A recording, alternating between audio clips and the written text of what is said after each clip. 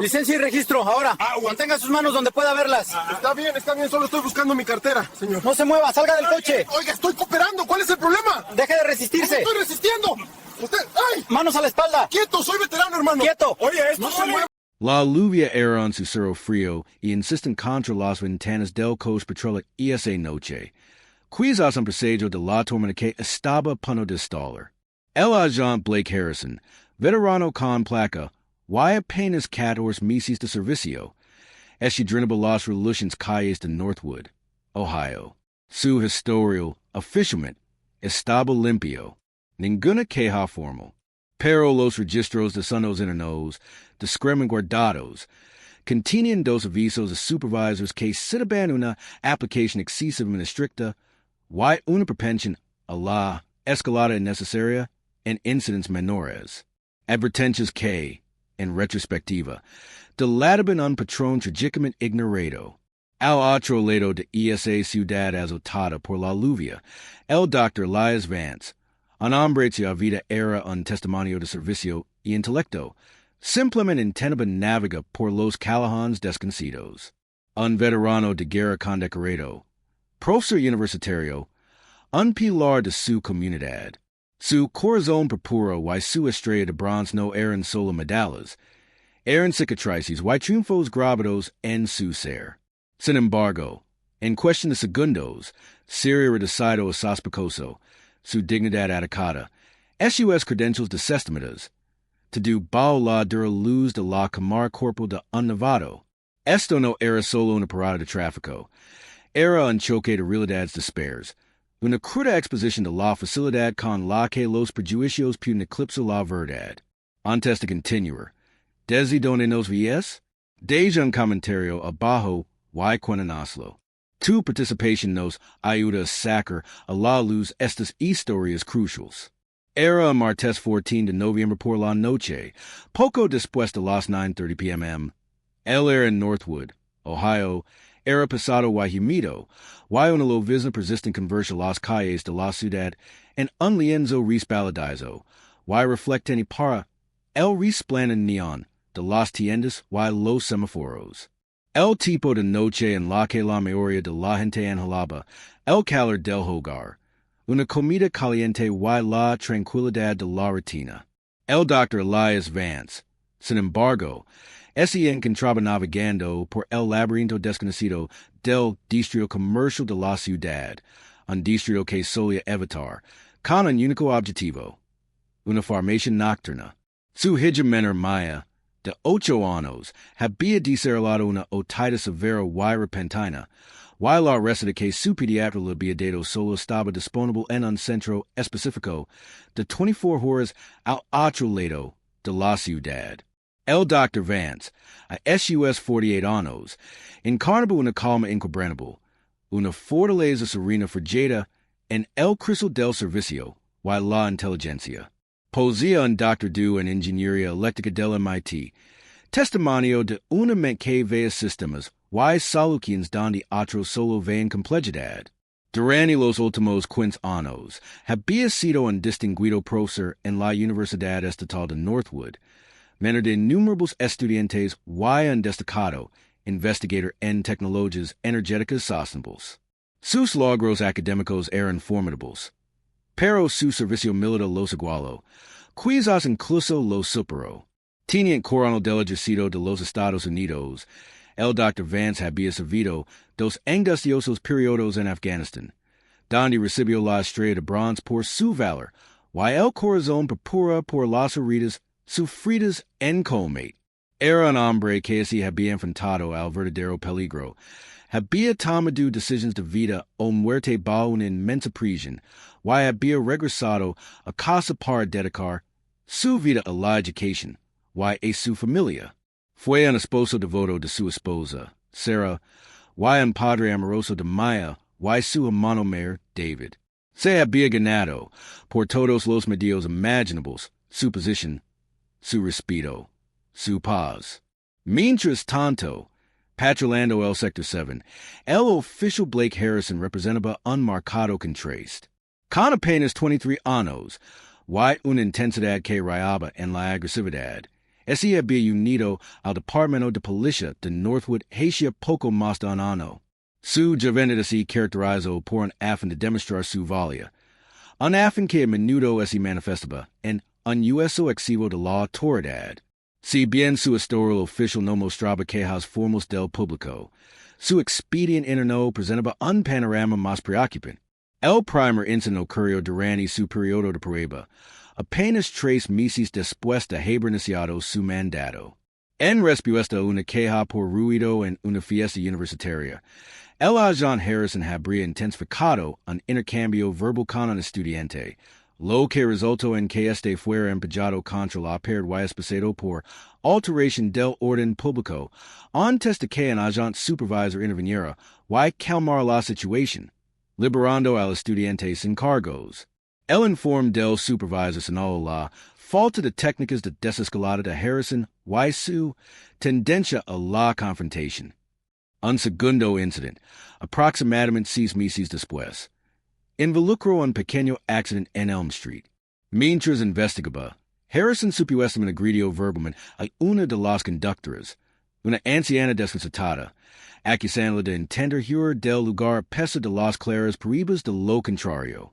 Otro agente tuvo que intervenir, guiando con cuidado a Harrison y disculpándose con la angustia de conductora. El memorando en uno de ese día mencionaba falta de decoro profesional y beligerancia injustificada. Luego vino el ejercicio de entrenamiento, un tal obligatorio de desescalada apenas 2 meses antes de esta fatídica noche.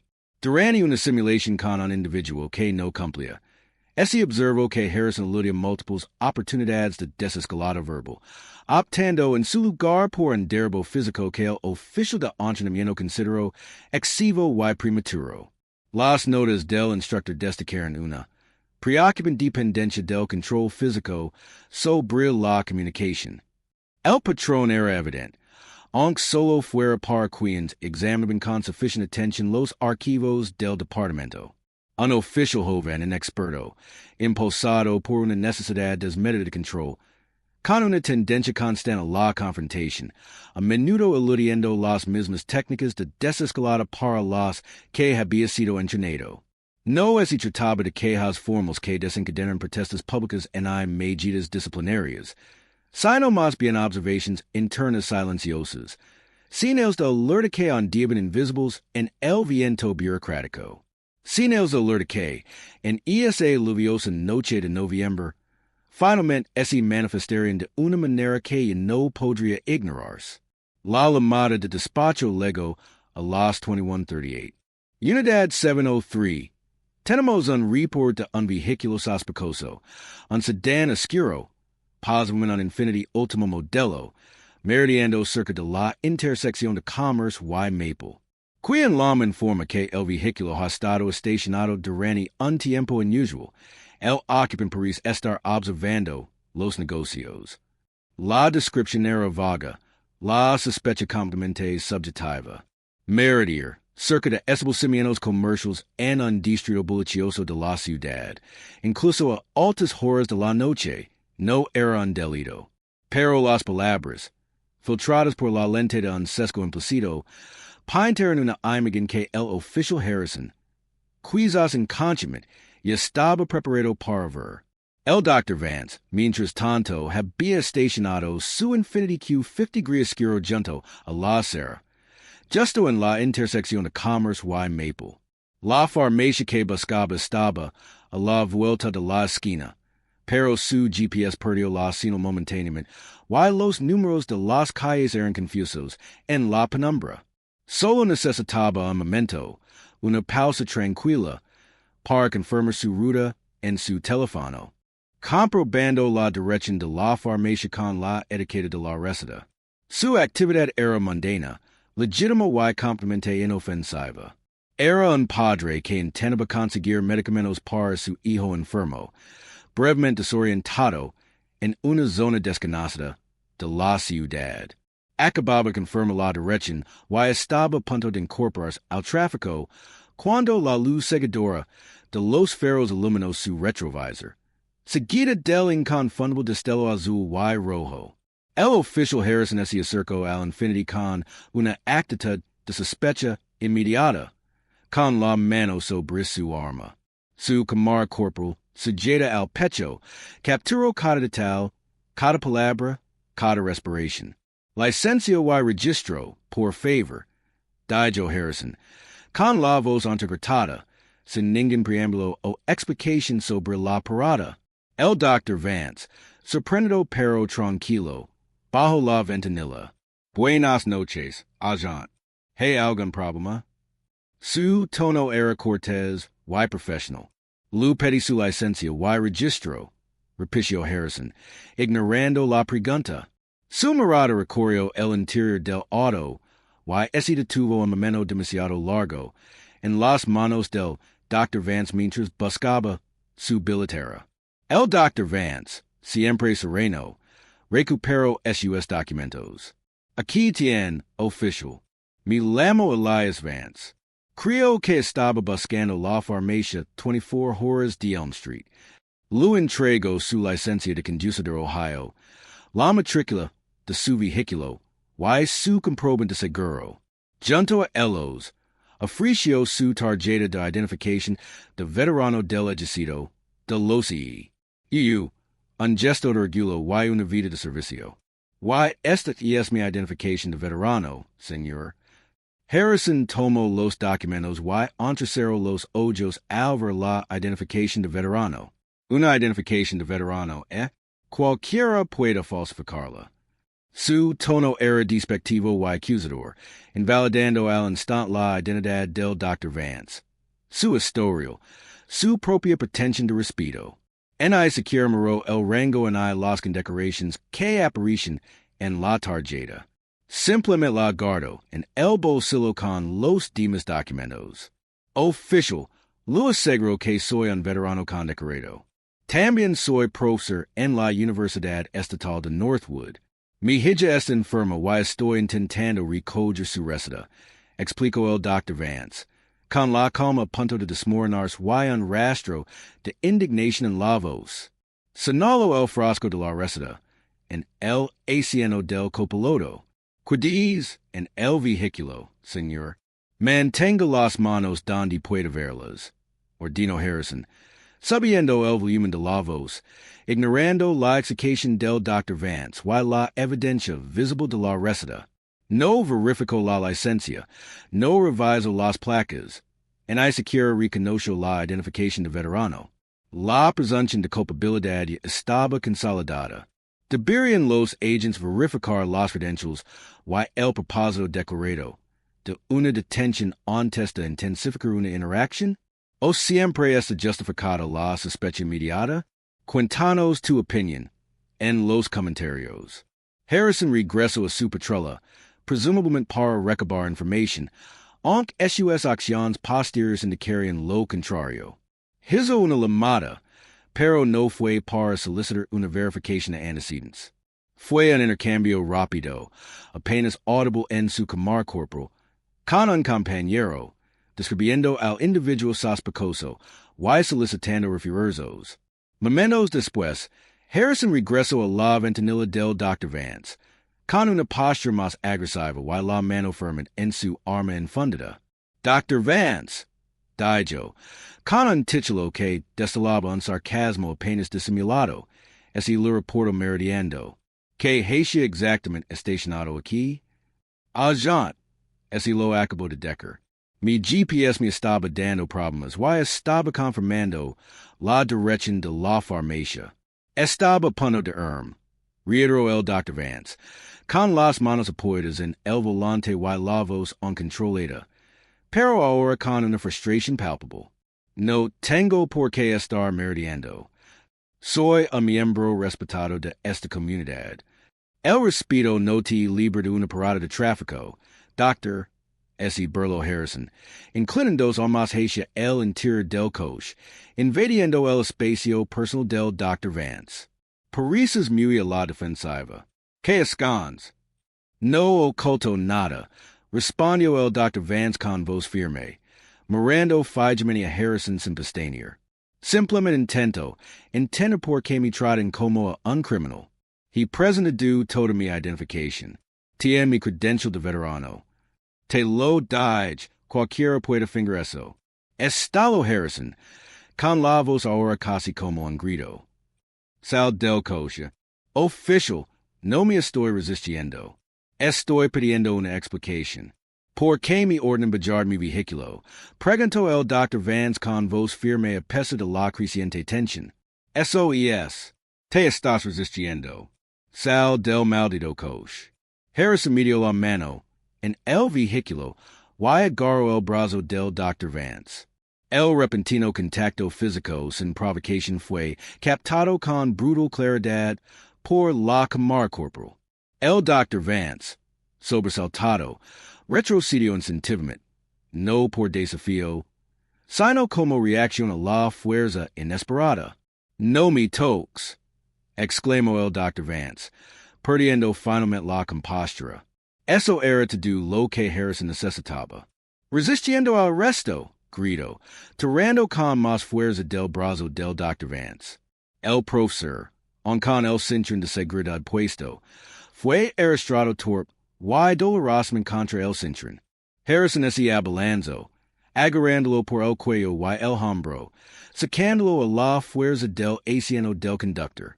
La cámara corporal mostró al Dr. Vance saliendo del coche trompicones, golpeando la cabeza contra el marco de la puerta con un golpe sordo. Grito de dolor, desorientado. Harrison, sin embargo, no se dejó intimidar. Inmediatamente estrelló al Dr. Vance contra el lateral de su propio coche, torciendo el brazo tras la espalda. Deje de resistir, gritó, a pesar de que el Dr. Vance no ofreció resistencia. Solo un jedio de dolor. Estás arrestado. La conmoción, los gritos, el estruendo espantoso llamaron la atención. Una pareja que pasaba superó al otro lado de Commerce Street se detuvo, con el rostro alarmado. Desde un edificio de apartamento cercano, un residente, atraído por el ruido, se asomó a la ventana con el teléfono en la mano. Los testigos se congregaban, y su silenciosa presencia amplificaba la brutalidad de la escena. Justo cuando Harrison estaba a punto de tirar al Dr. Vance Alabama suelo, una nueva voz rompió en la noche lluviosa, aguda y autoritaria. Official Harrison. Retirees. ¿Qué demonios está pasando?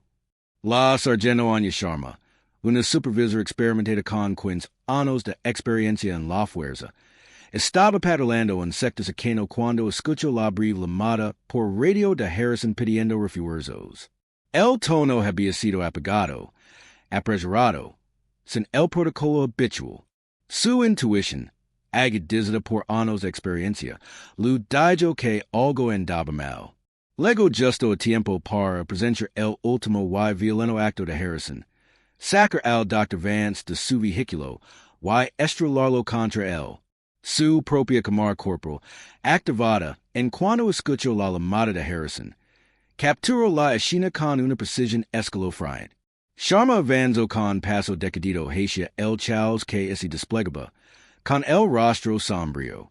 Harrison, alejado de él, ahora mismo, su voz no dejaba lugar a réplicas. Harrison, momentáneamente aturdido por la repentina aparición de su supervisor, dudó. Sargento, se resistía.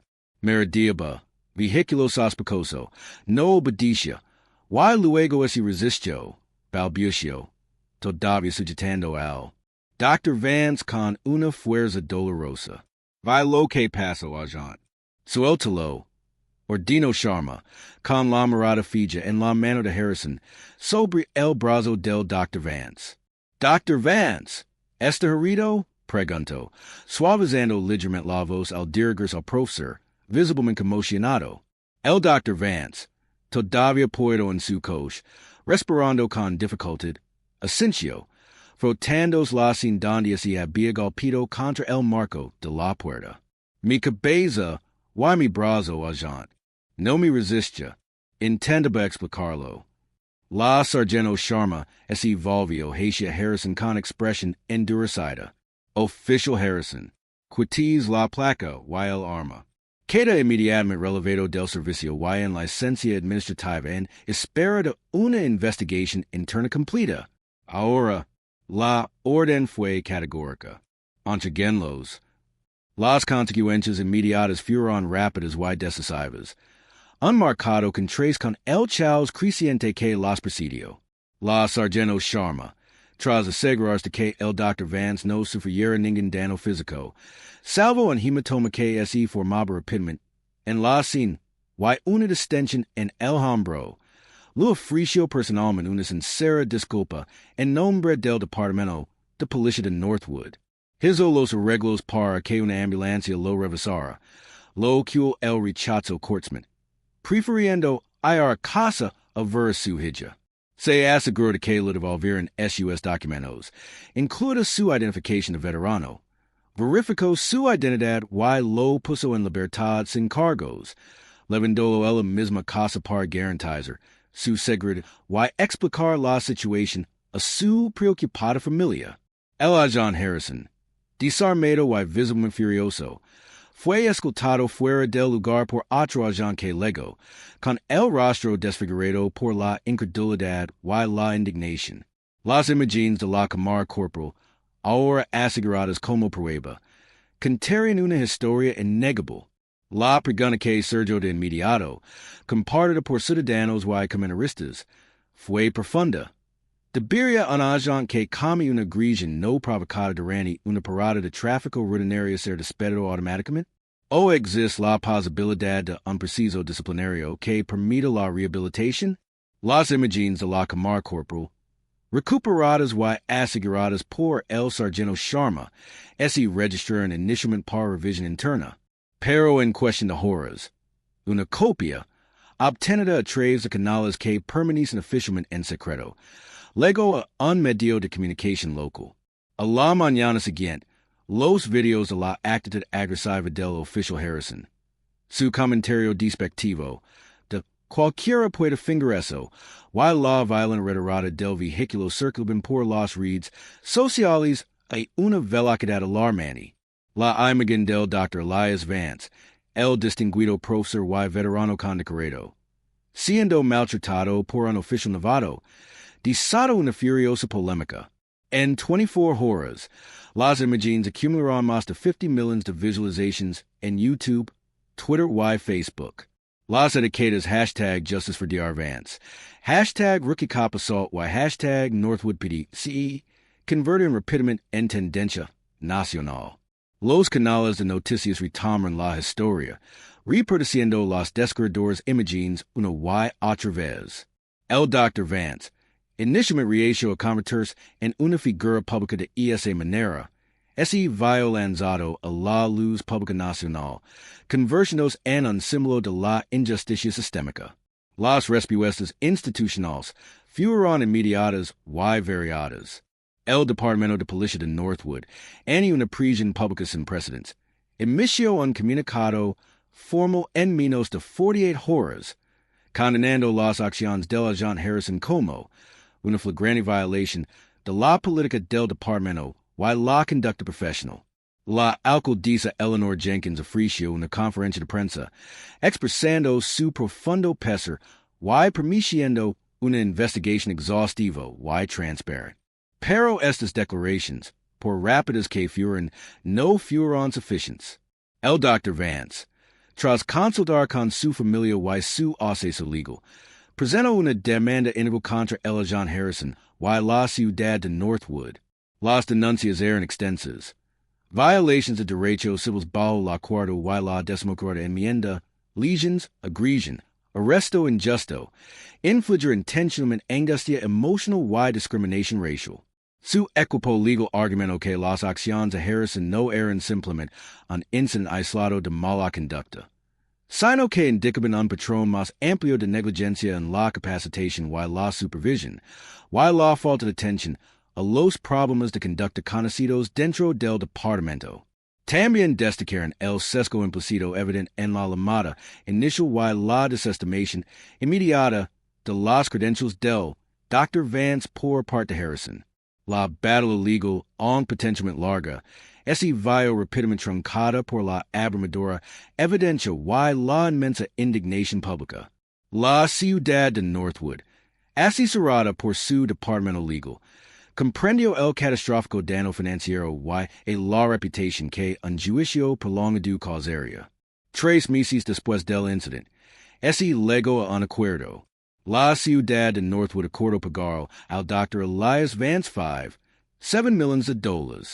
Fue el acuerdo más cuantioso en la historia de la ciudad por un incidente de control de tráfico, un sombrío reconocimiento del profundo daño causado, y de la complicidad de la ciudad a través de esos fallos institucionales.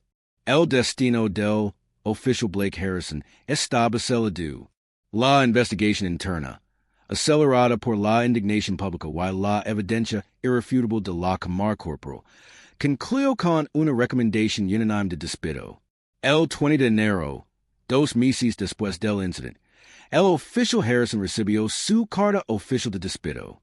Esta decía, en parte, su conducta el 14 de noviembre, involucrando al Dr. Elias Vance, constituye una falta grave, incumplimiento del deber y una flagrante violación de la política del Departamento de Policía de Northwood sobre el uso de la fuerza, la desescalada y la conducta profesional. Sus acciones han dañado irrevocablemente la confianza pública y han desacreditado a este departamento. Con efecto inmediato, su empleo queda despedido. Pero las consecuencias no terminaron ahí. La Comisión de Capacitación de Oficiales de Paz de Ohio, OPAC, la agencia estatal responsable de certificar a los agentes del orden público, inició su propia revisión, con base en la mala conducta documentada y las conclusiones del Departamento de Policía de Northwood. La OPAC votó unánimemente a favor de decertificar a Blake Harrison. Esto significó la revocación de su licencia policial, lo que puso fin a su carrera en las fuerzas del orden en todo el estado de Ohio, y lo hizo prácticamente imposible ejercer como oficial en cualquier otro lugar del país. Su carrera, apenas comenzada, había terminado. Tras el acuerdo y el despido de Harrison, el Dr. Elias Vance se presentó ante una multitud de periodistas, con voz firme y mirada firme. No era un momento de triunfo, sino un acto solemne de deber cívico.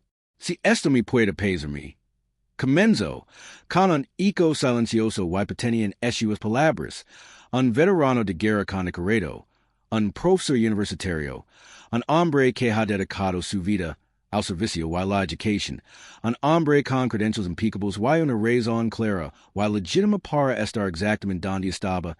Si esto me puede pesarme, ¿qué esperanza le queda a alguien más? ¿Qué le pasa a la persona sin Dr. Du, sin medallas militares, sin recursos legales, a la persona cuya voz podría no ser escuchada? Hizo,